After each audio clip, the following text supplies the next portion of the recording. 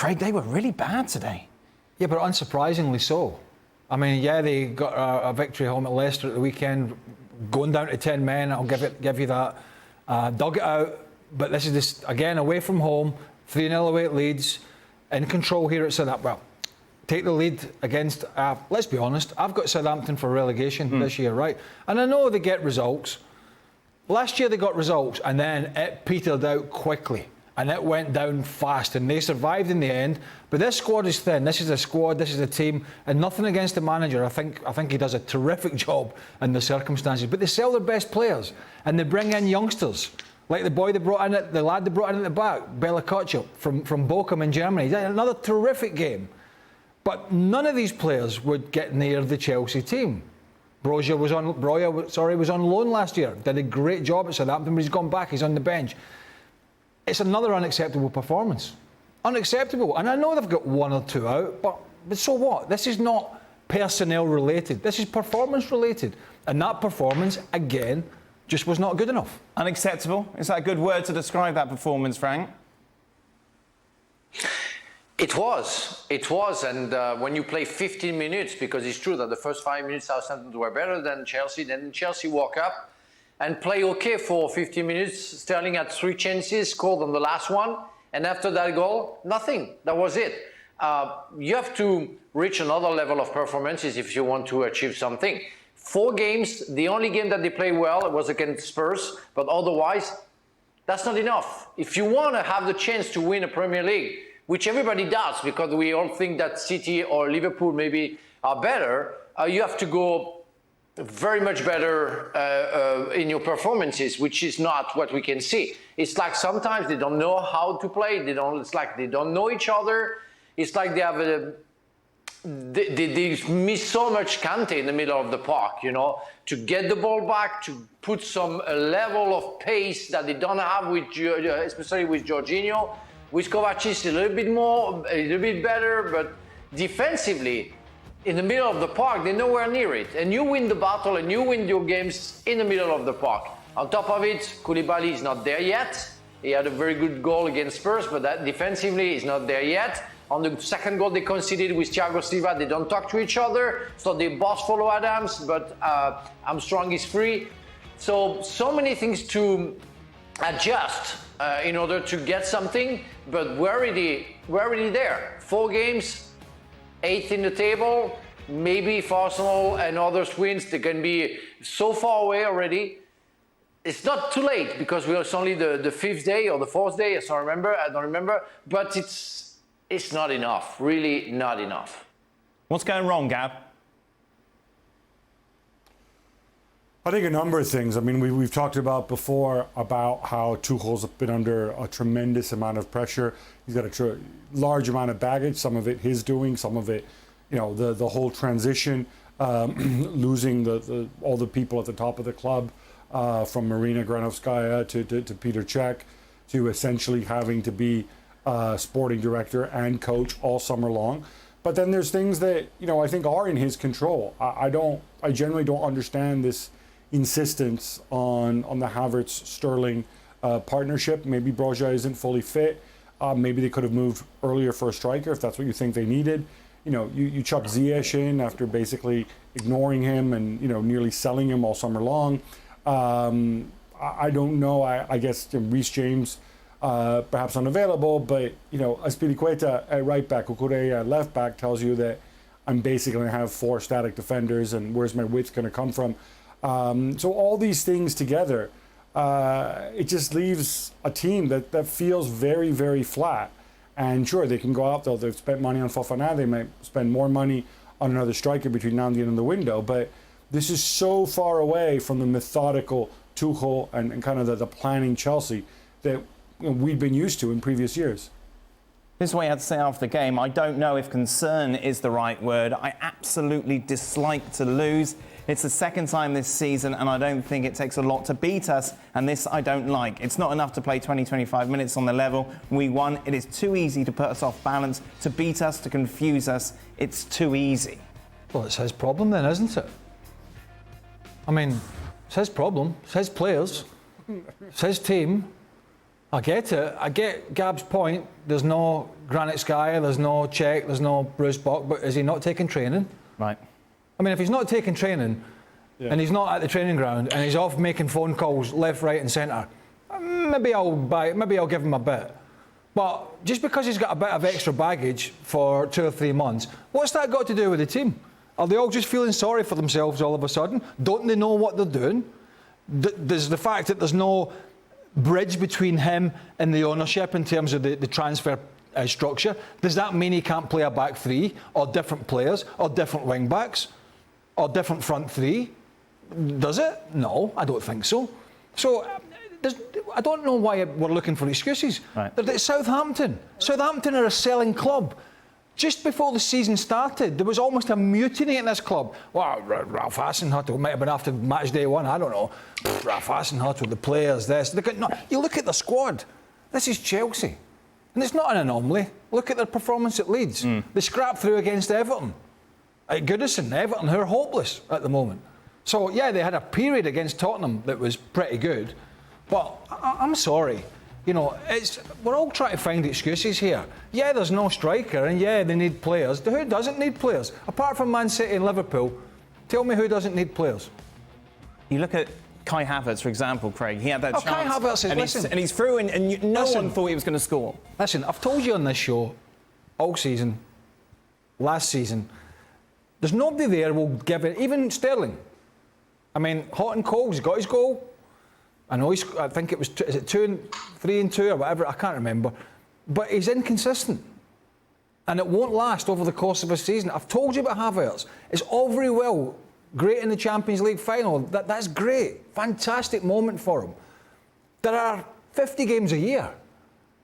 Timo Werner's gone back and scored a hat-trick in Germany. Yeah. What does that tell you all you need to know? Well, way back home where he can soft soap it in his own country, he came in here, couldn't cut it. Couldn't cut it in England. Havertz is the same. Mount's not playing well. They'll all be crying here in America about Christian Pulisic, the usual cronies. It's up to these players to do it. Hakim Ziyech, he's lightweight. When he came in under Lampard, they were all worried about coming from Holland and how he looked injury prone and weak, and they had to strengthen him up. These are millions and millions of dollar signings. But it's up to the manager to put it right. He had a chance with Lukaku last year. It didn't work out. Partly the player, partly everything else. We understand that. It's his stick. He needs to sort it out. Frank? Yeah, I have to agree with Craig. You know, I think even his body language, I'm talking about Tuchel at the end of the game, you know, the last 5 minutes, he was nodding, not agreeing with what he was seeing, but not reacting to what he was seeing. And for the players, I think they're too comfortable. I mean, the lifestyle is nice in London. They have lots of money, so it's a beautiful city. Maybe a player is good when he's really at the edge, when he feels that somehow he can lose his spot. You know, he needs to be not well seated, not really stable, because he needs to react. He needs to be put in the edge to make sure that he's going to give 100%. It doesn't seem that way at Chelsea. All players, they seem to be okay. You know, you lose, you win, you win. That's fine. You finish third, it's okay. You have to be more. You need to have more ambition. You need to feel in danger.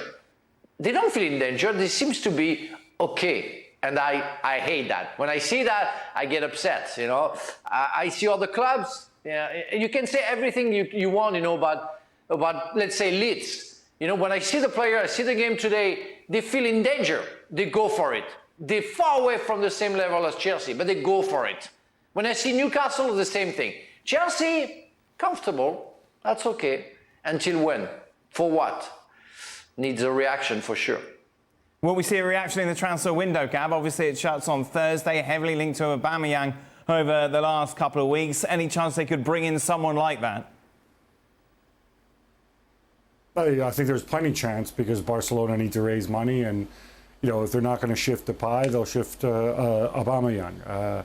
But the question is, I mean, what problems does Aubameyang solve for you when you consider, you know, what he did in his last 12 months at Arsenal, especially those last 6 months? Does he have the characteristics to go and lead this line. He's another front to goal forward. I think all these things are very valid, and you get this uneasy sense now that Tuchel's like, oh look, I worked with him at Borussia Dortmund 8 years ago. I'm sure nothing's changed. It's the same guy. That's the vibe that's coming, and I disagree with Frank a little bit. I think some of the Chelsea players, they're not comfortable. They're unhappy with the situation. They're embarrassed by some of these performances, and they feel this ton of uncertainty with players coming, going, players being linked. And the issue is right now, I don't think Tuchel is a calming influence on the club in the way he was when he first took over. Tuchel right now, for myriad reasons, I think is a bit of an unsettling influence. And in some ways, the best thing that can happen is the window closes and Tuchel gets back to work on the training pitch, and hopefully, if you're a Chelsea fan, regains his mojo. Well, you had Rudiger gone, Christensen gone. You had, let's be honest about it, Azpilicueta wanted to go. Yep. He was desperate for a move to Barcelona, and when it didn't come off, he put pen to paper on another deal. Not to question his professionalism, but he wanted to be somewhere, and I can understand that. But Barcelona went on a different route, for whether it was financial at the time or personnel, and Koundé come in and blah, blah, blah.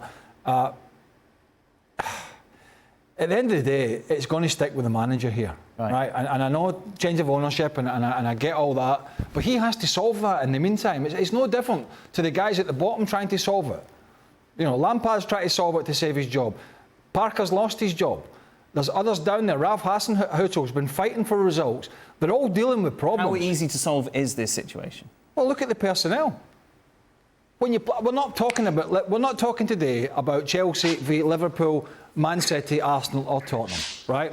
We're talking about another abject performance against a team, when all said and done, will probably be somewhere around the bottom six in the table, at best. And that's understandable. So it's solvable by these players on this graphic, if that's the 11 he puts out, playing better. Right. Because the bottom line is, the teams that he is putting out at the moment are not playing well enough. And guess where the buck stops? With the manager. End of the day. Frank, is this easy to solve, or is this a deep-rooted problem, do you think? Well, it's not easy. I know Gab. I heard what Gab said. About the fact that some players are very uncomfortable and they don't agree with the situation. So it's up to them to react. It's up to the players to react as well. It's why I say I find them comfortable. But it's true that it's up to Tuchel to do something about it. If he's not happy, and we consider the fact that when he was coaching the Paris Saint-Germain, he couldn't do anything because of the character, the personality of the players. But now he hasn't got that kind of personalities. He can do whatever he wants. He's really the boss. And if he wants to change something, he can do so. It's really up to the person that he put on the field that he will have a reaction. He will have some good wins. But he has to change the mentality of the dressing room. I really feel that there is no reaction. If the games doesn't go their ways, they don't care. They keep on doing. They don't rush, I would say. We don't feel the character of the team. And yes, it's up to Tuchel to change that. Well, thank you very much for watching ESPN on YouTube. For more sports highlights and analysis, be sure to download the ESPN app. And for live streaming, premium content, and let's not forget as well, ESPN FC 7 days a week. Subscribe to ESPN Plus.